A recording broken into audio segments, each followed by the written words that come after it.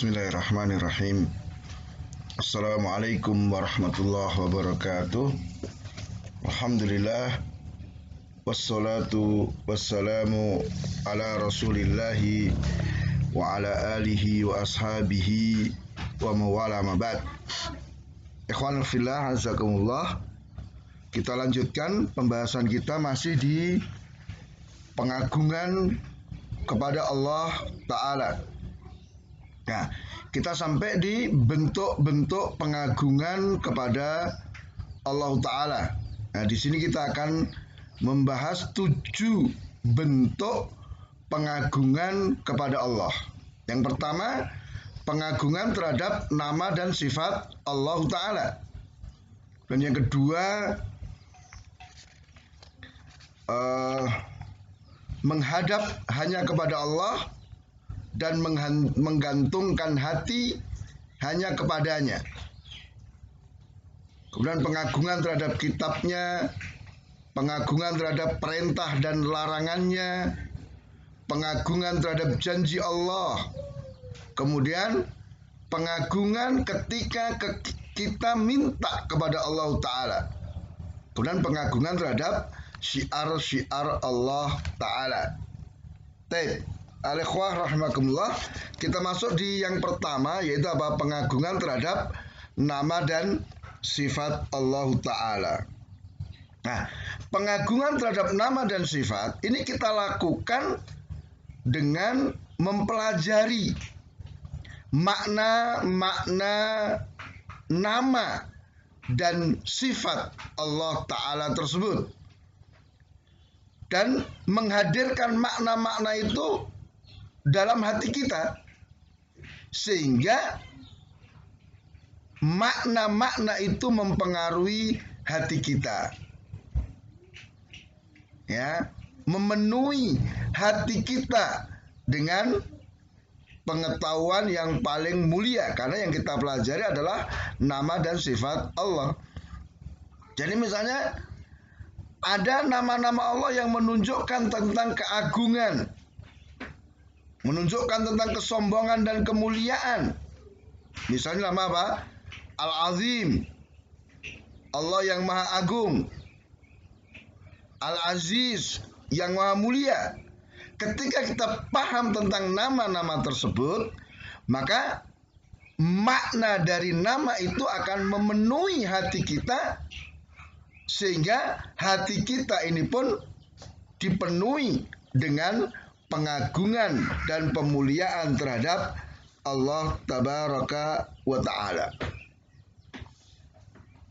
Kemudian ada juga nama-nama Allah yang menunjukkan tentang kebaikan, kebagusan, menunjukkan tentang rahmat dan kedermawanan Allah Ta'ala. Nama Ar-Rahman, nama Ar-Rahim, ya, Al-Karim, ya.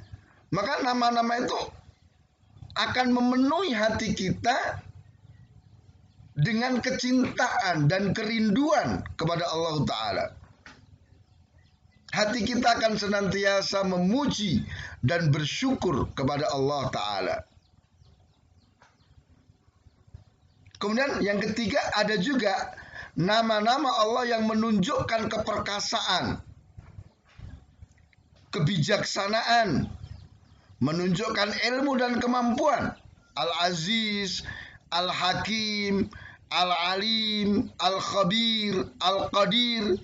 Maka itu akan memenuhi hati kita dengan ketundukan, kekhusyukan, dan kerendahan di hadapan Allah Ta'ala.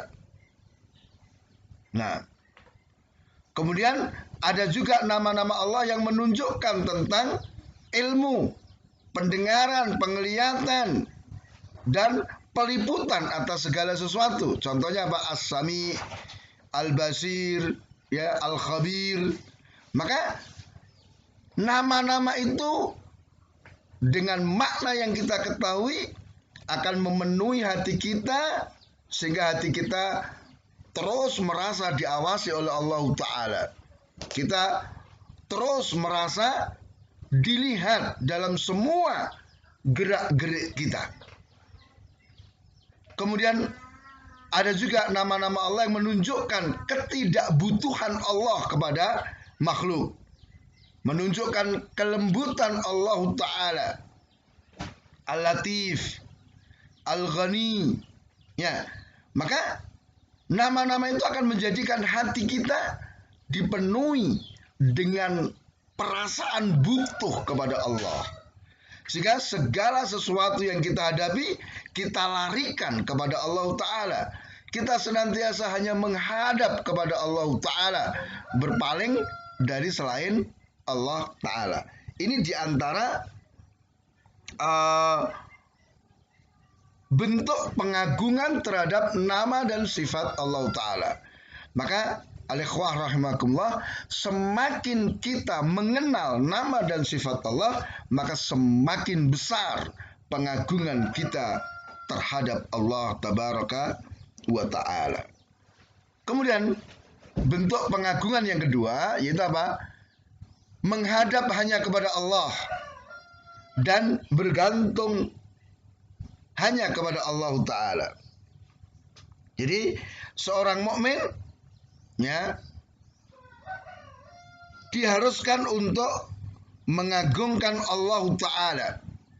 Dan ingat, pengagungan itu dasarnya dari dalam hati. Maka pengagungan kepada Allah itu mengharuskan hati kita tidak bergantung kepada selain Allah, tidak menoleh kepada makhluk ketika kita menginginkan kebaikan, atau ketika kita ingin selamat dari kejelekan, ketika kita terancam dengan berbagai bahaya. Maka dengan pengagungan yang sempurna kepada Allah, maka kita seorang mukmin tidak mengharap kecuali hanya kepada Allah, tidak takut kecuali dari Allah, tidak meminta kecuali kepada Allah. Sebagaimana ini dinasihatkan oleh Rasul kepada Ibnu Abbas. Ya, jagalah Allah maka Allah akan menjagamu. Jagalah Allah maka kamu dapati Allah di depanmu. Kalau kamu minta, mintalah kepada Allah. Kalau kamu minta tolong, mintalah tolong hanya kepada Allah. Terus kenapa kita harus bergantung hanya kepada Allah? Ya karena Allah satu-satunya yang berkuasa. Rasul tegaskan kepada Ibnu Abbas, seandainya seluruh umat, seluruh jin dan manusia berkumpul untuk memberikan manfaat kepadamu, mereka tidak bisa memberi manfaat kecuali dengan apa yang telah ditentukan oleh Allah. Demikian pula ketika semua berkumpul untuk mencelakakan kamu, mereka tidak bisa mencelakakan kecuali dengan apa yang telah ditentukan oleh Allah Ta'ala. Sehingga dengan demikian sudah seharusnya hati kita hanya menghadap kepada Allah, hati kita hanya bergantung kepada Allah Tabaraka wa Ta'ala. Demikian, mudah-mudahan bermanfaat. Subhanakallahumma bihamdika, asyhadu an la ilaha illa anta astaghfiruka wa atubu ilaik. Wassalamualaikum warahmatullahi wabarakatuh.